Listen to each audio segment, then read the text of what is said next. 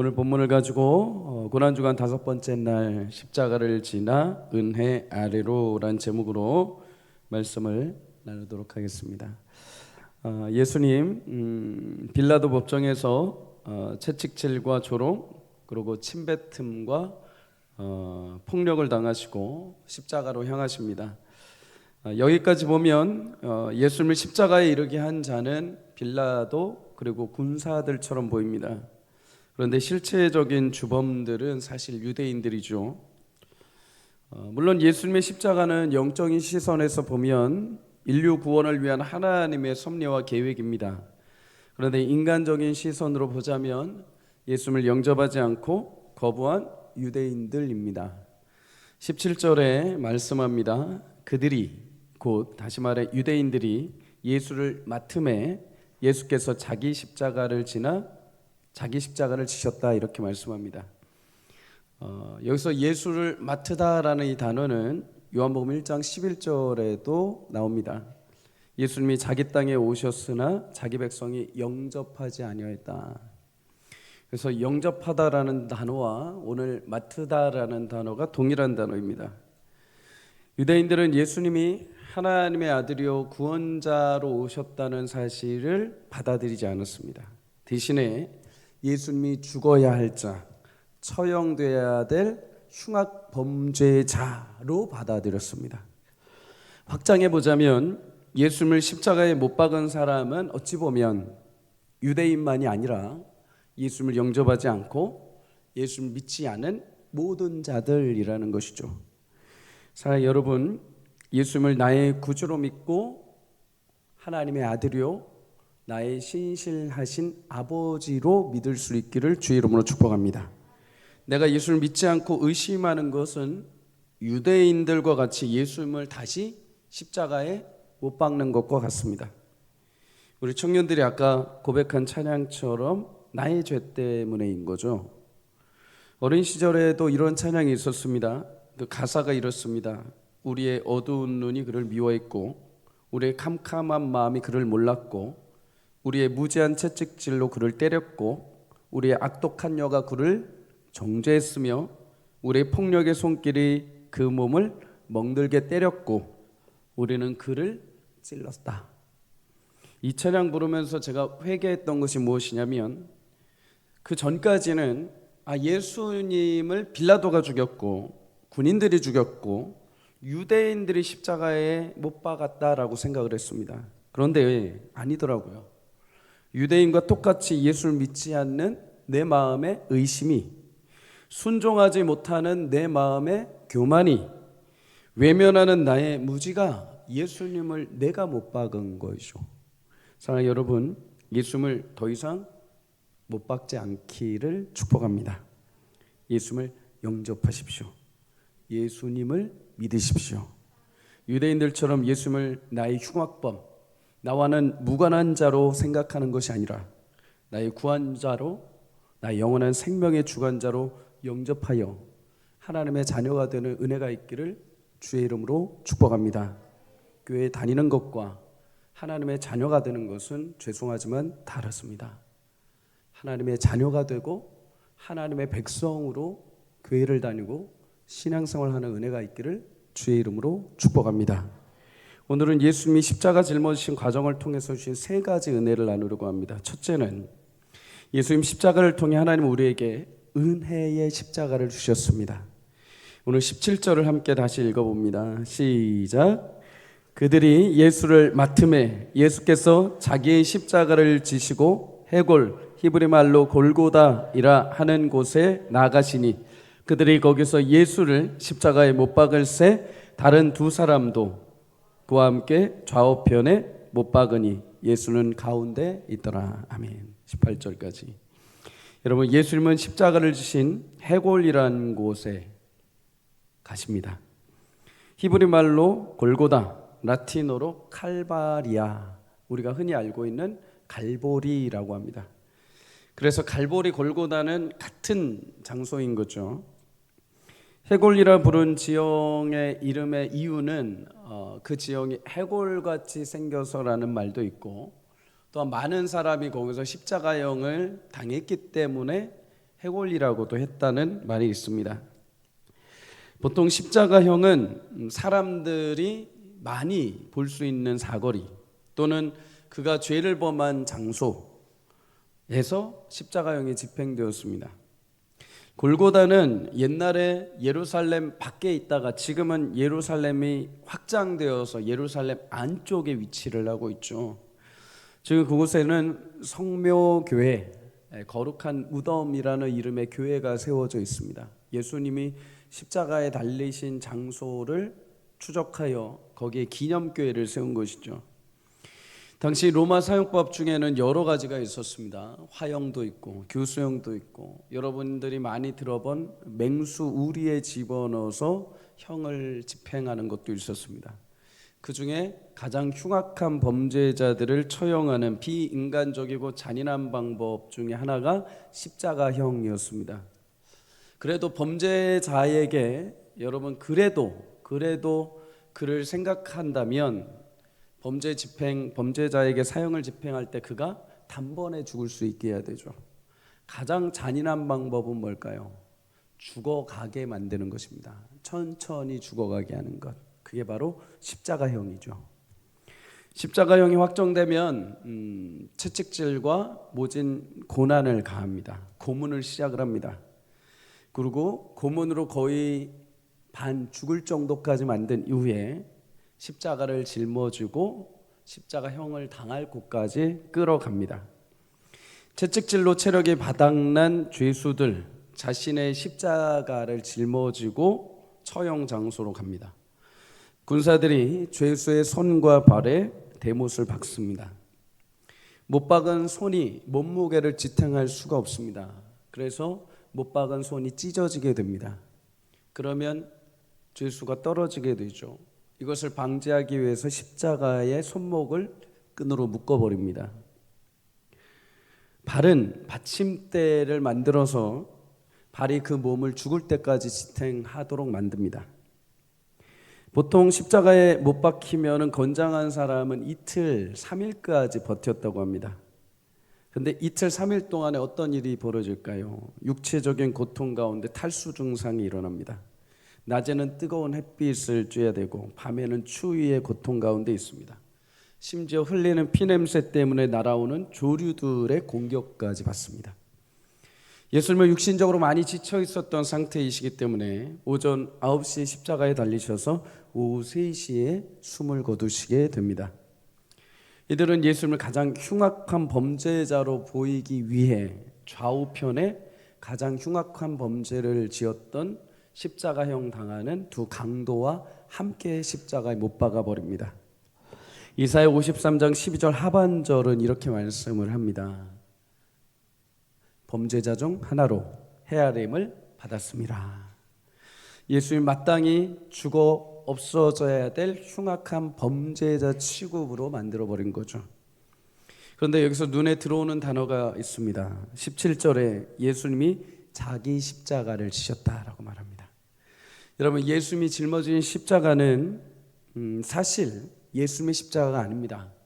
예수님을 영접하지 않은 인간들, 하나님을 떠나 죄를 범한 우리들이 짊어져야 될 십자가였습니다. 그런데 예수님은 그 십자가를 너의 십자가, 저놈의 십자가가 아니라 나의 십자가로, 내가 짊어져야 될, 마땅히 내가 지어야 될 내 십자가로 여기셨다는 것입니다. 요한복음 18장 11절에 예수께서 주신 잔을 내가 마시지 않겠느냐라고 말씀하십니다. 하나님이 내게 허락하신 잔이라면 내가 마땅히 그것을 내 것으로 여기고 내가 마시겠다는 거죠. 여러분, 주님이 십자가를 짊어지심으로 우리가 죄의 저주에서 해방되어 죽음에서 생명을 얻게 된 줄 믿습니다. 그런데 여러분, 예수님이 그렇게 십자가를 짊어지심과 동시에 예수님의 자녀된 우리에게 짊어지게 하신 십자가가 있습니다. 마태복음 16장 24절에 함께 읽습니다. 시작. 이에 예수께서 제자들에게 이르시되 누구든지 나를 따라오려거든 자기를 부인하고 자기 십자가를 지고 나를 따를 것이니라. 아멘. 예수님은 자기 십자가를 지은 것 같이 우리에게도 십자가를 지고 따라오라고 하십니다. 여러분, 우리에게 십자가는 무엇일까요? 예수님 시대의 십자가 다양했습니다. 크록스 인미사라고 해가지고 예수님이 지신 것처럼 십자가형이 있었고, 크록스 컴미사라고 해서 T자형이 있었습니다. T자형. T자형은 목 뒤에 받침대가 없는 거죠. 그래도 십자가에서 힘들면 뒤로 기대야 되는데 T자형은 기댈 곳이 없습니다. 그러니 목을 떨굴 수밖에 없죠. X자형, Y자형도 있었습니다. 마찬가지요, 내가 짊어져야 되는 십자가도 다릅니다. 각각 다릅니다. 믿지 않는 가정에서 신앙을 지키는 것, 주님을 믿기에 내가 직장에서 손해를 감수하고 정직하게 살아가는 것, 나의 시간과 물질과 재능을 주님을 위해 섬기는 것, 어려운 경제적 형편과 질병 속에서도 주님을 믿고 따라가는 것, 그것이 나의 십자가를 짊어지는 것이죠. 그런데 기억해야 할 것이 있습니다. 예수님의 십자가는 죄와 벌의 십자가이지만 내게 주신 십자가는 죄와 벌이 아니라 은혜의 십자가입니다. 사랑의 십자가입니다.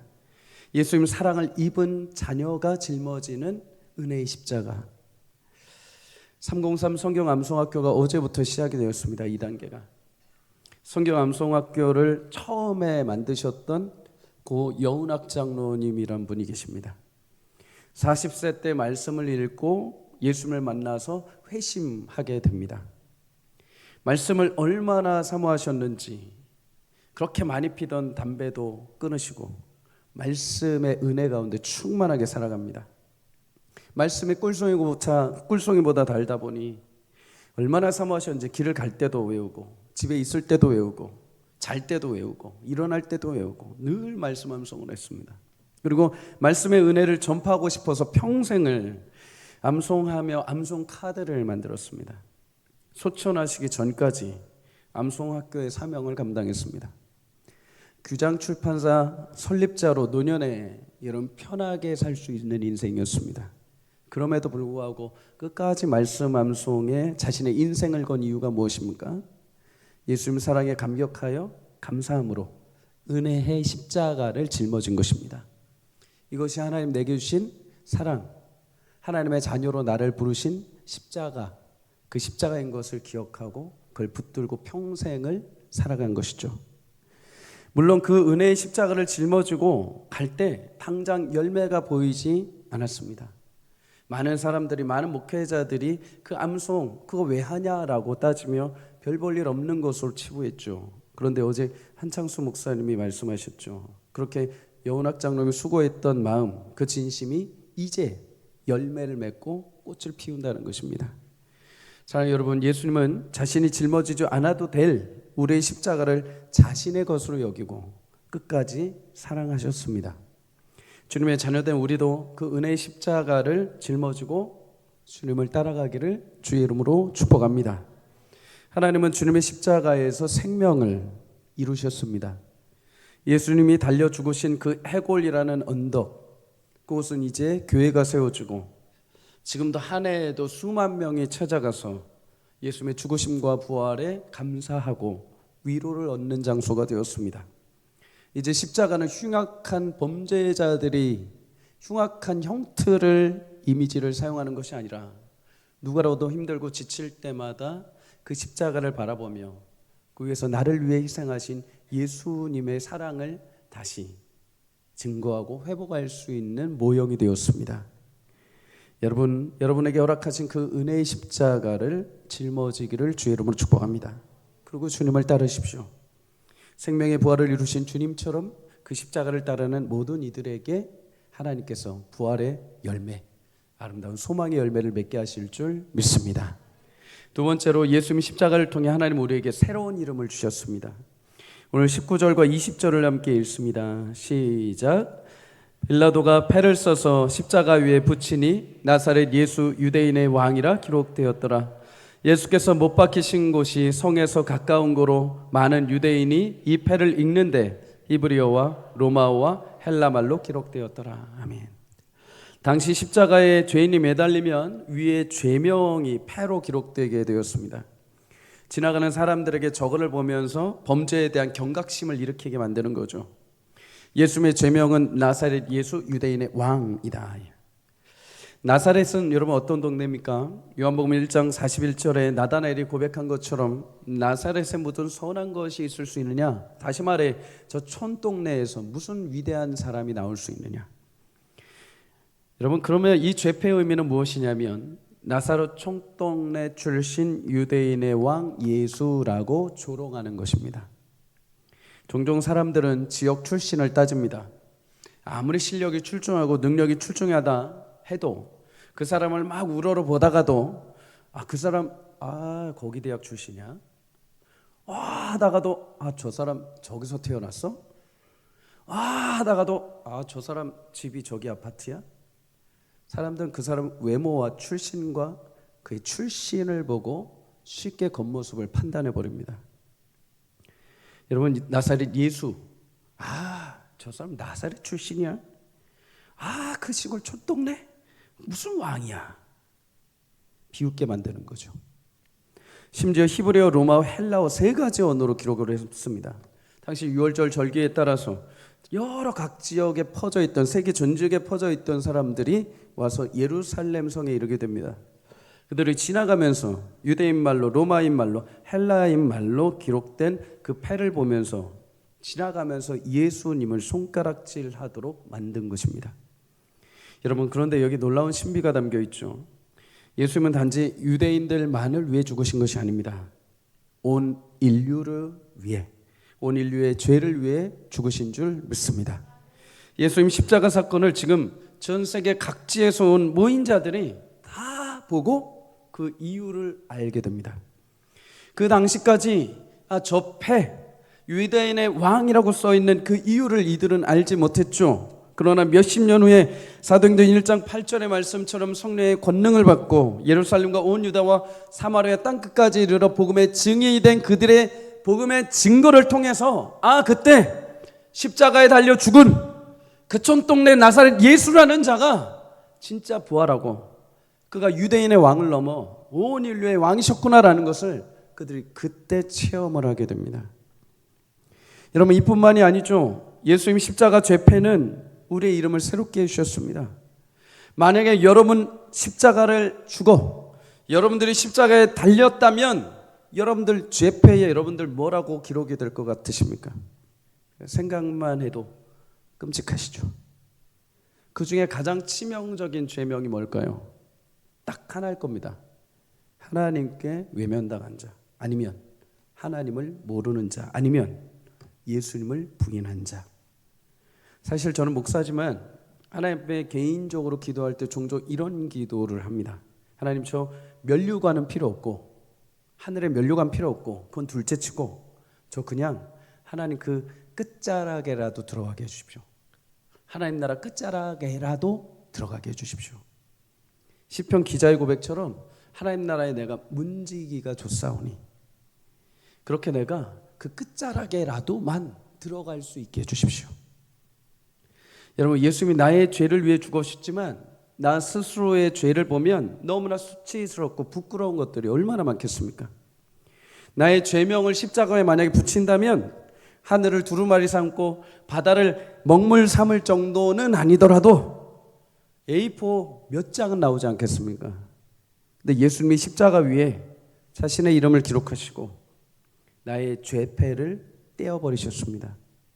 대신에 내 이름을 어디에 기록을 해주셨을까요? 누가복음 10장 20절 하반절에 말씀합니다. 너희 이름이 어디에? 하늘에 기록된 것으로 기뻐하라. 아멘. 여러분, 더 이상 십자가 위에서 내 이름을 찾지 않기를 바랍니다. 세상이 여러분에게 주는 타이틀로 여러분을 정의하지 않기를 바랍니다. 실패자, 문제가 있는 사람, 부모님 없이 태어난 아이, 어디 출신, 어디 대학 출신, 쓸모없는 인간, 뒤처진 사람, 상처받은 인간. 아니요, 예수님 말씀하십니다. 요한복음 1장 12절에 영접하는 자 곧 그 이름을 믿는 자들에게는 하나님의 자녀가 되는 권세를 주셨다. 여러분, 이름 앞에 하나님 주신 멋진 형용사가 붙기를 주 이름으로 축복합니다. 목자 훈련학교 때 훈련생들에게 그 앞에 이름 앞에 형용사를 붙이겠습니다. 여러 형용사가 있죠. 왜 목사님이 형용사 붙이라고 했는지 아마 모르셨을 겁니다. 내가 예수님으로 인하여 다시 산 자라는 형용사 이름을 붙이라는 거죠. 하나님이 사랑하시는 누구, 예수님의 참제자 누구, 주님을 알아가는 누구, 그 중에 가장 아름다운 형용사가 뭘까요? 하나님의 아들 누구, 하나님의 딸 누구. 사랑하는 여러분, 예수님이 십자가를 통해 허락하신 하나님 앞에 멋지고 귀한 하나님의 자녀라는 형용사 여러분 늘 붙이며 살아갈 수 있기를 주의 이름으로 축복합니다. 사단이 끊임없이 내 죄패를 다시 생각나게 하고 내 죄패의 그 저질스러운 이름들을 생각나게 할 때마다 예수님이 그 패를 떼시고 자신의 영광스러운 이름을 그 십자가에 대시고 여러분의 이름을 하늘에 새긴 것을 기억하시고 너 하나님의 자녀로, 하나님의 사랑하는 누구로, 하나님의 사랑하는 딸로, 아들로 그렇게 이 땅을 담대하게 살아갈 수 있기를 주의 이름으로 축복합니다. 마지막 세 번째로 예수님 십자가를 통해 하나님은 우리에게 새로운 옷을 입혀주셨습니다. 오늘 23절을 함께 읽습니다. 시작. 군인들이 예수를 십자가에 못 박고 그의 옷을 취하여 네 깃에 나눠 각각 한 개씩 얻고 속옷도 취하니 이 속옷은 호지 아니하고 위에서부터 통으로 짠 것이라. 아멘. 여러분, 군인들은 예수님을 못 박고 옷까지 벗겨버립니다. 속옷까지 취하여 제비를 뽑았다. 다시 말해 예수님 십자가에 달리시는데 벌거벗겨지신 것입니다. 우리가 예수님 십자가 그림에 보면 이렇게 예수님 채통상 이렇게 하얀색 수의를 아래에 이렇게 그려놨죠. 근데 실제적 역사적으로 보면 다 벗겨지신 것입니다. 예수님 십자가를 보면 지독하리만큼 끝까지 모든 수치를 다 받으십니다. 군인들이 때리고 채찍질하고 살이 벗겨질 정도의 상처를 받으시고 머리에 가시면류관을 쓰시고 심지어 얼굴에 침뱉음을 당하시고 조롱을 당하시고 때리기까지 하고 이것이 끝나지 않고 십자가에 달리셨는데 거기에 더해서 옷까지 다 벗겨져 버리십니다. 여러분, 인생에서 당할 수 있는 모든 수치와 모든 조롱과 모든 모멸을 죽기 직전까지 다 받으신 겁니다. 근데 왜 예수님 옷까지 벌거 벗겨 주셔야 됐을까요? 굳이 팬티까지, 굳이 속옷까지 벗기셔야 했던 이유가 뭘까요? 이사야 64장 6절은 이렇게 말합니다. 함께 읽습니다. 시작. 무릇 우리는 다 부정한 자 같아서 우리의 의는 다 더러운 것 같으며 우리는 다 잎사귀 같이 시들므로 우리의 죄악에 바람같이 우리를 몰아가나이다. 아멘. 우리가 입고 있는 더러운 죄의 옷을 벗기시고 새로운 주님의 옷을 입혀주시기 위해서입니다. 예수님이 속옷까지 벗기셨다는 의미는 반대로 이야기하자면 우리가 입고 있는 죄의 옷을 하나도 남김없이 모두 다 벗겨져야 했다는 것입니다. 우리 안에 작은 남아있는 남들이 알지 못한 은밀한 죄의 옷을 입고 있는 한 하나님 은혜의 옷을 우리가 입을 수 없기 때문입니다. 여러분, 아이들한테 새 옷을 사왔습니다. 아주 깨끗하고 멀쩡한 옷입니다. 브랜드 있는 옷입니다. 남들이 보기에 너무나 좋은 옷입니다. 그런데 이 아이가 속옷을 안 갈아입습니다. 속옷을 1년 동안 입고 있습니다. 아무리 겉옷을 입어서 속옷이 옛날 그 옷이면 냄새나고 더럽고 아무리 그 옷을 새 옷을 입어도 찝찝할 수밖에 없는 것이죠. 여러분, 다윗은 깊은 영성의 사람입니다. 그런데 그도 하나님 앞에 여인 밧세바를 범하는 은밀한 죄를 범합니다.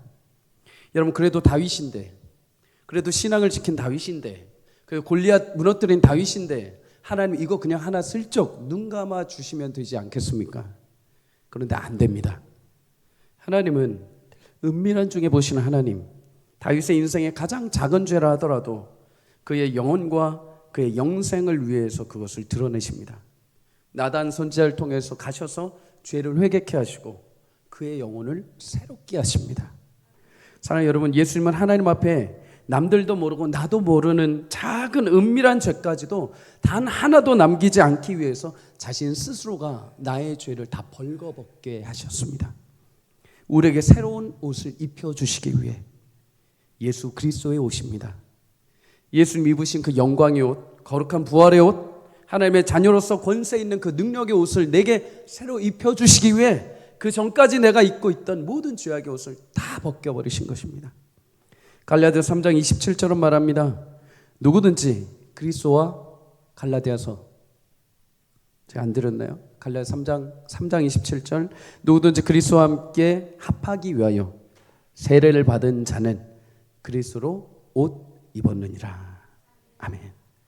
누가복음 15장에 보면 둘째 아들이 재산을 탕진하고 돌아왔을 때 아버지가 달려가서 끌어안아 주죠. 그러면서 아버지가 세 가지 일을 아들에게 합니다. 가락지를 끼워주고 신을 신겨줍니다. 그런데 가장 먼저 한 것이 있습니다. 그게 뭐냐? 제일 좋은 옷을 내어다 입혔다라고 성경은 말합니다. 제일 좋은 옷을 내어다 입혔다. 여러분, 내어다 입혔다는 것은 떠난 아들을 위해서 가장 좋은 옷을 준비해 두고 있었다는 것입니다. 사온 것이 아니라 준비해 두고 있던 옷을 내어다 입힌 것입니다. 아들이 떠났지만 언제라도 돌아올 때 내가 이 좋은 옷을 입혀주려고 준비해 두고 있었던 것입니다. 그리고 그 옷을 아들에게 입혀주고 말합니다. 내 아들이 죽었다가 다시 살아났고 잃었다가 다시 얻었노라. 사랑하는 여러분, 여러분과 저를 위해서 예수님이 그 아들이신 여러분과 저를 위해서 다시 살리기 위해 자신의 모든 옷을 다 벌거벗겨지고 우리에게 새로운 그리스도의 옷을 입혀주셨음을 믿으시기를 주의 이름으로 축복합니다. 갈라디아서 2장 20절은 말씀합니다. 마지막으로 함께 읽습니다. 시작. 내가 그리스도와 함께 십자가에 못 박혔나니 그런즉 이제는 내가 사는 것이 아니요 오직 내 안에 그리스도께서 사시는 것이라. 이제 내가 육체 가운데 사는 것은 나를 사랑하사 나를 위하여 자기 자신을 버리신 하나님의 아들을 믿는 믿음 안에서 사는 것이라. 아멘. 자, 여러분, 아까 말씀드린 어린 시절에 불렀던 그 찬야의 가사의 마지막은 이렇게 말합니다. 우리는 그를 죽였지만 그는 살아나셨고 우리의 악함을 벗기셨소. 예수님 십자가에서 나의 수치와 허물을 벗기시고 예수님 귀한 은혜의 옷을 우리 가운데 입혀주셨습니다. 그렇게 예수 그리스도로 옷 입은 거룩한 하나님의 자녀로 살아가시기를 주의 이름으로 축복합니다. 이제 내가 사는 것이 아니라 나를 위해 자기 자신을 버리신 예수 그리스도를 믿는 믿음 안에서 사는 삶. 고난주간 여러분 십자가를 지나 그 하나님의 은혜의 자녀까지 가시기를 주의 이름으로 축복합니다. 그 은혜 아래 거하십시오. 예수님이 모든 것을 십자가에서 다 끝내셨습니다. 나의 수치와 나의 조롱과 나의 부족함과 나의 한계와 나의 인생의 두려움과 절망마저도 십자가에서 모두 끝내셨습니다. 여러분이 허락하신 하나님의 복된 자녀로 하나님의 귀하신 영광을 누리는 자녀로 새 옷을 입고 이 땅을 살아가는 저와 여러분이 되시기를 주의 이름으로 간절히 축복합니다.